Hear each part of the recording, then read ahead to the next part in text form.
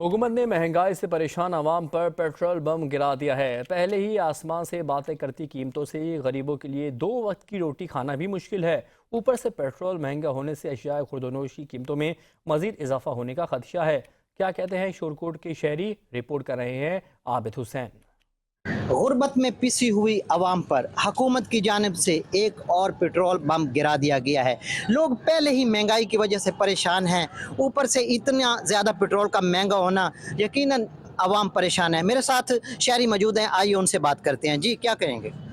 जी बिस्मिल्लाहिर्रहमानिर्रहीम। जैसा कि आप जानते हैं कि हमारे मुल्क में गुर्बत की या महंगाई की शरह किन आसमान की बुलंदियों को छू रही है, तो हमारा और आप दूसरा ये देख लें, हमारे कोई भी रेट्स हैं, जैसे क्रॉप्स के रेट हैं तो वो डे बाई डे कम हो रहे हैं।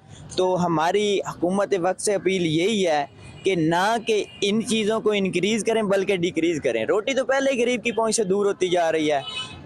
इस सिचुएशन में चाहिए था कि हमारा जो पेट्रोल है या बाकी जो महंगाई की शरह है उसको कम करना चाहिए था, ना कि ये इसको बढ़ा रहे हैं। तो हमारी हुकूमत से यही अपील है कि इनको, गरीब को और ना इस दलदल में धकेलें बल्कि गरीब को इससे निकाल लें, और ये जो prices day by day increase हो रही हैं इनको डिक्रीज़ करें। कि दिन ब दिन पेट्रोल बढ़ता चला जा रहा है। हम स्टूडेंट हैं, जेब खर्च बहुत मुश्किल से मिलता है।